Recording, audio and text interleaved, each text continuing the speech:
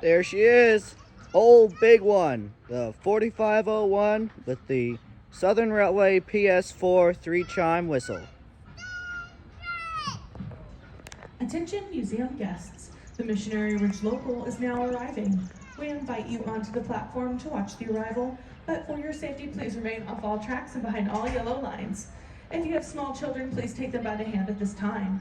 For those needing to pick up or purchase tickets, please see the ticket agent at the ticket office. We hope you enjoy your visit today and want to thank you for riding with the Tennessee Valley Railroad Museum.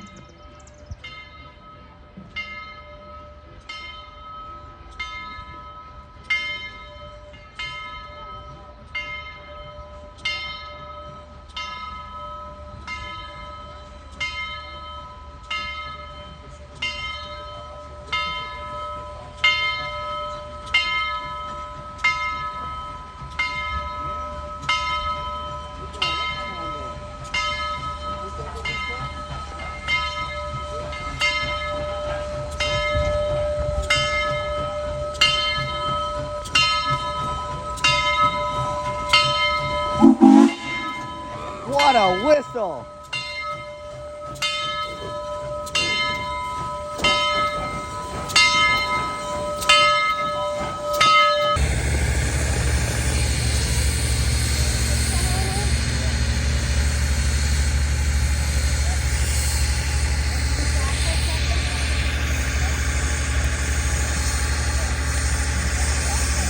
We're not currently riding on the original right-of-way of the East Tennessee and Georgia Railway.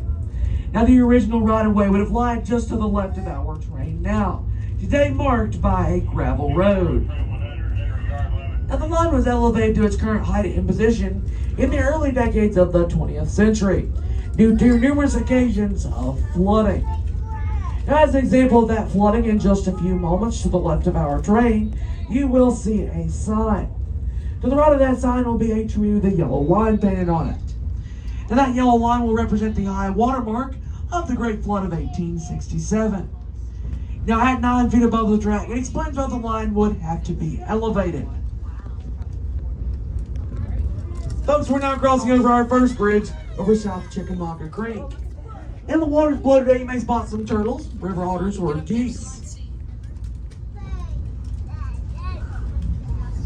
Now, in just a moment, we'll be passing our second landmark here at the Tennessee Valley Railroad Museum. And that landmark is our McCarty siding. Vanderbilt tender. Not long ago, when this line was still owned by the Southern Railway, the entirety of the line, other than our tunnel, would have been double-tracked, meaning that two lines would be running side by side. And during World War II, this double track would come in handy, as this line would see as many as 70 trains per day. The McCarty siding is special because it is the only place here at the museum that is still double-tracked today. Folks, we're now crossing over our second bridge over the Western and Atlantic Railroad. That line you see below us there was the very first railroad in Chattanooga, being completed in 1850 by the Peach State, the state of Georgia.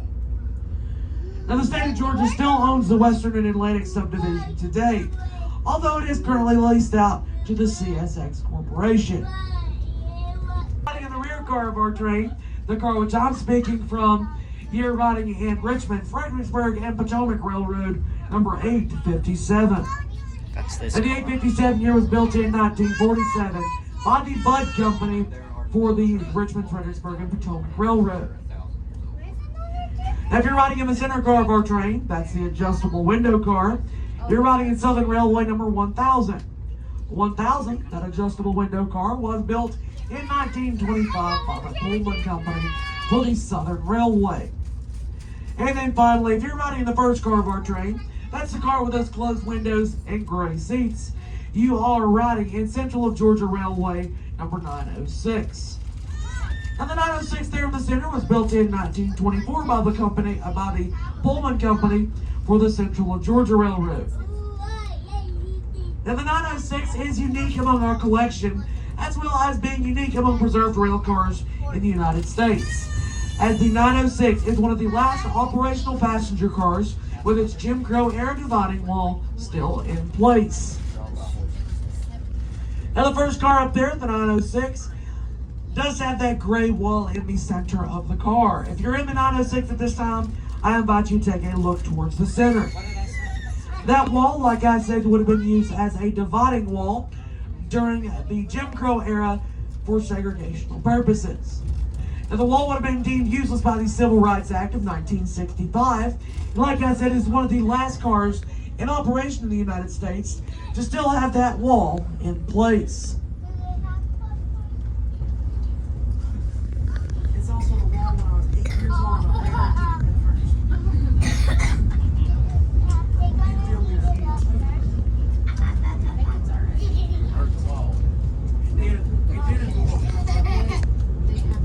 Ladies and gentlemen, we just crossed over our third and final bridge over Tunnel Boulevard.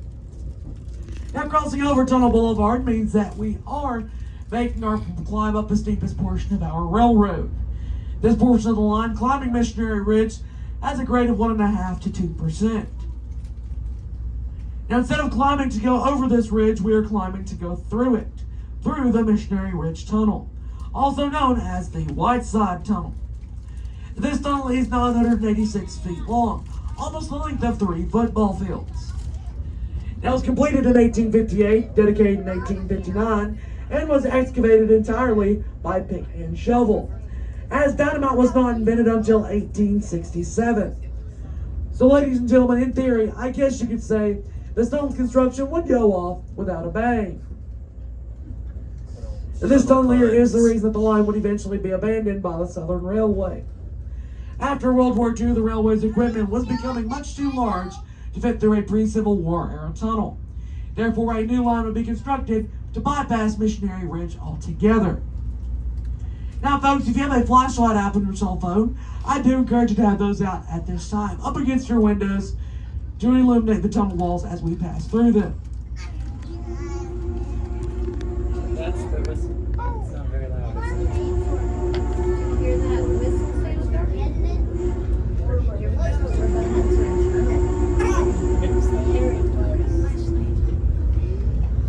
You may have just heard the whistle of our locomotive signaling our approach to the Ps-4 tunnel. whistle. Now, folks, My at second times it can be favorite less than a foot of chime. clearance between us and these tunnel walls. 10 inches of clearance to be exact. So if you're sitting in that adjustable window car number 1000, I ask you to please keep all hands, arms, feet, heads, husbands, wives, children, or in-laws inside the car at all times. And this does include rail campers. Now, ladies and gentlemen, just sit back, relax, and enjoy all 986 feet of the Missionary Ridge Tunnel. That's right, folks. It's tunnel time in Tennessee.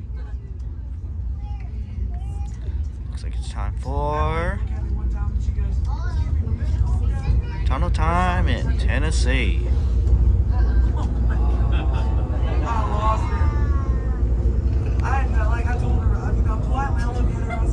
It's a good thing we have lights in this car.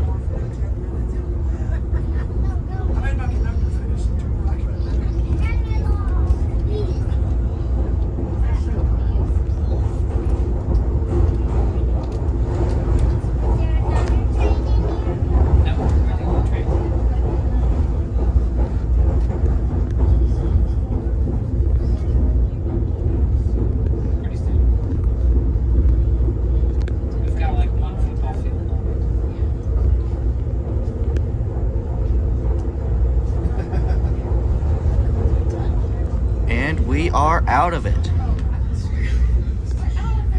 And just like that, ladies and gentlemen, we are now on the west side of Missionary Ridge. Now, because we're on the west side of Missionary Ridge, that does mean that we are approaching our final destination of East Chattanooga. Now, folks, while in East Chattanooga today, we will have a brief demonstration of our turntable. We will rotate our locomotive 180 degrees for the return trip to Grand Junction. And we will also have a behind-the-scenes look inside of our restoration facility. Now, folks, you are not required to deboard the train here in East Chattanooga, although I do highly recommend you to, as this is one of the last places in the world where you can still see what's about to take place. We do offer. Now, we do have a few brief safety rules we ask you to follow while off the train here in East Chattanooga. Now, folks, these rules are purely for your safety, so please do listen carefully. Folks, rule number 1 today is to please remain with the group at all times, as this is a guided tour, so please do not wander off. Now, folks, rule 2 is to please do not climb on any of the equipment you may see around our property. Now, folks, I know what you're thinking. It can look very fun, but first of all, it is very dangerous. And believe it or not, it is a fire hazard. That's right, folks. If you climb on this equipment, you may fall off. If you fall off after making sure you're all right, I may laugh at you and I will get fired. Therefore, it is a fire hazard. And finally, ladies and gentlemen, rule number 3 is to please remain on the concrete pathway at all times. So do not wander onto any tracks, gravel, or ballast. Now, ladies and gentlemen, because it is Memorial Day, we do have one final rule here in East Chattanooga, and that is to have fun. Now, please do remain seated until we come to a complete stop. We will let you know when it's safe to head towards the exits. And once off the train here in East Chattanooga, just take a left turn and head on down to our turntable. Once everyone is gathered around the turntable, we will begin our demonstration. So once again, ladies and gentlemen, please do remain seated until we come to a complete stop. And we're here. On behalf of myself and the entire crew of the Missionary Ridge Local, we do want to welcome you to East Chattanooga Look at that today. crane. If you all enjoy, once again, please do remain seated until we come to a complete stop. Standard gauge. You don't see much of those every day. Jumping on the glass.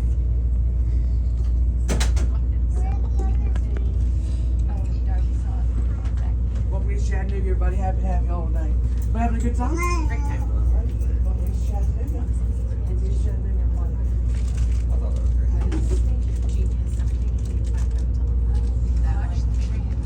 Look at that observation car. I wonder what they're gonna do with it.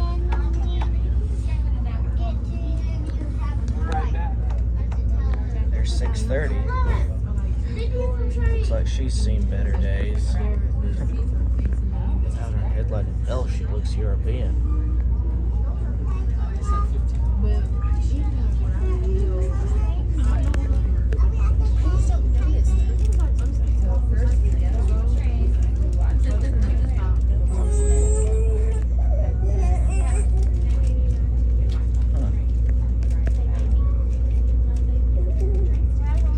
There's 80.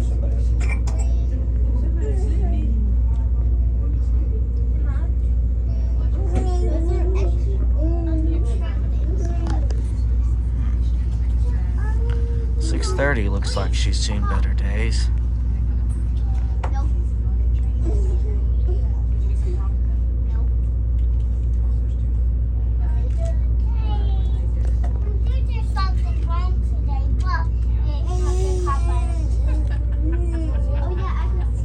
All the essential machinery is still attached, but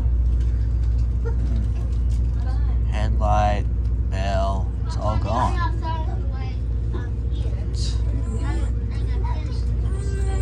But everything else is still together.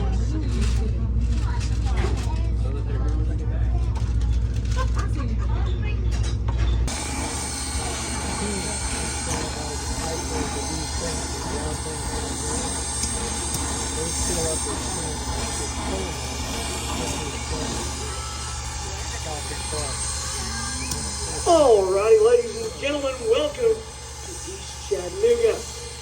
As you can see, folks, we have quite literally reached the end of the 3 miles of track donated up by the Southern Railway.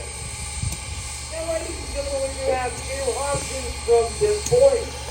First of all, we can either A, run our train all the way back to Grand Junction in reverse, or B, we can use our turntable and we can rotate our locomotive 180 degrees for the return trip to Grand Junction. Now, I'm not sure about you folks, but I think it sounds like a lot more fun to use that turntable today. What do you guys think? All right. Oh, come on. I said, what do you guys think? That is some enthusiasm right there. Anyways, ladies and gentlemen, today we're going to be using our 1916 built turntable. Now, the turntable here is built by the Last American of the Iron MS. Company in Amherst, Pennsylvania. Now, it was built for use on the Central of Georgia Railway. It would have operated mainly out of Macon, Georgia. It would operate first in Macon, later in Cedartown, and then it would be retired in the early 1970s. So folks, it would operate from 1916 up until the 1970s on the railway. It was just going to was retired in Turntable in the late 1970s. They were donated to us with the Tennessee Valley Railroad Museum. Upon its donation, it would be moved to East Chattanooga, and it would receive a $105,000 overhaul. Now, once its overhaul was completed, it would enter service on July 4th of 1982. It has been serving our museum for the past 41 years, using this turntable pretty much each year. The turntable here is 80 feet long and weighs in at 80 tons. Ladies and gentlemen, your locomotive up there, the 4501, fully loaded with coal and water, only weighs in at about 216 tons. Making the overall weight limit to just shy of 300 tons. Folks, think about that. Today, we're turning 300 tons worth of steel. That is 600,000 pounds. Now put that into perspective for you. Your average school bus only weighs in at 16 tons. Folks, the space shuttle, without its fuel or payload, only weighs in at 75 tons. 5 tons less than this turntable itself. So ladies and gentlemen, remember that number, 300 tons or 600,000 pounds, when I tell you that this turntable would have originally been turned by hand. Upon completion in 1916, this would have been built as an Armstrong table. Now there would have been a set of poles extending from each corner of our turntable, and it would have been taken at least 4 people to completely turn the table around. Now with that being said, I've got quite a number of people with us today, so I am unfortunately going to need 4 volunteers. I've got 2, I have 3, I need 1 more. And I have 4. Well, the 4 of you, the volunteers, we thank you. As then you 4 will be serving as emotional support for our conductor, Zach. Everybody say hi, Zach. Well, I think that's all the encouragement you need, isn't it, Zach? That's all the encouragement you need, isn't it? All right, ladies and gentlemen, now don't get worried about Zach throwing out his back or hurting himself. Zach's going to be operating our 25 horsepower electric motor, which is located just under our operator shed. So ladies and gentlemen, at this time, I think we're just about ready. So Zach, we're ready to turn the locomotive when you are.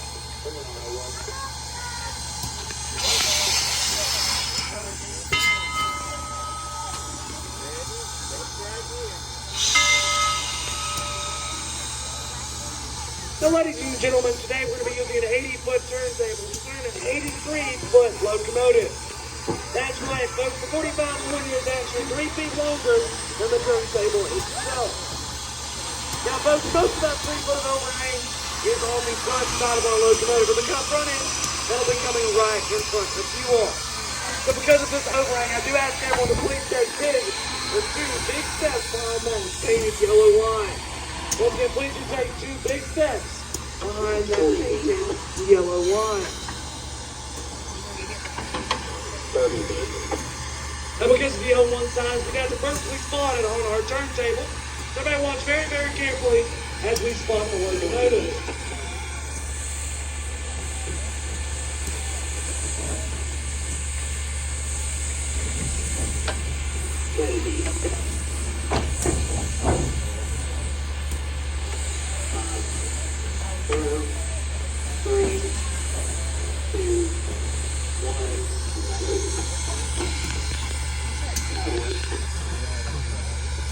And just like that, ladies and gentlemen, our locomotive is spotted and balanced on the turntable so we can begin turning. Well, ladies and gentlemen, your locomotive today is Southern Railway number 4501. Now, the 4501 here was built in October of 1911 on the Baldwin Locomotive Works in Philadelphia, Pennsylvania. Now, it was built for use as a freight hauling locomotive on the Southern Railway.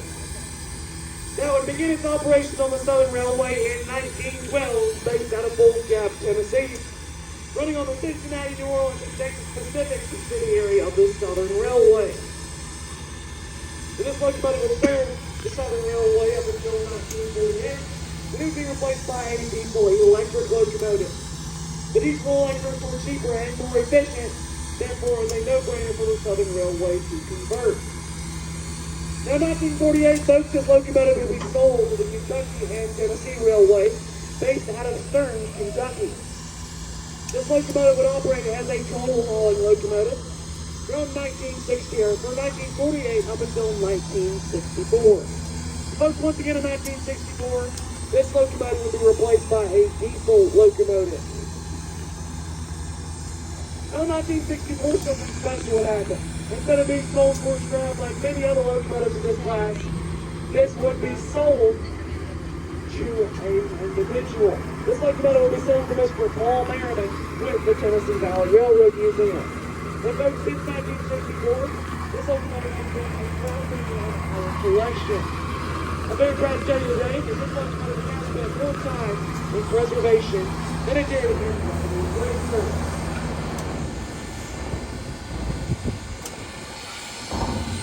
We must now line our locomotive up with track number 2 while our train sits on track number 1.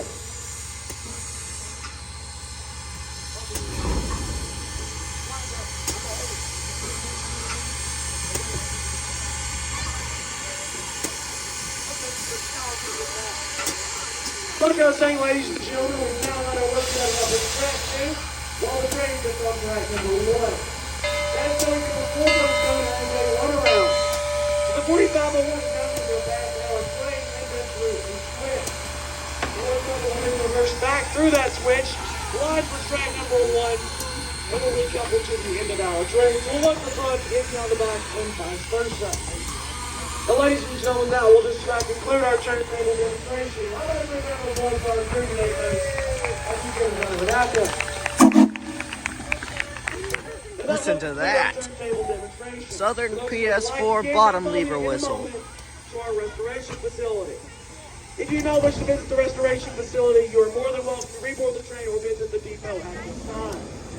But for those who would like to visit our restoration facility, just hang out and you can follow me back to our door.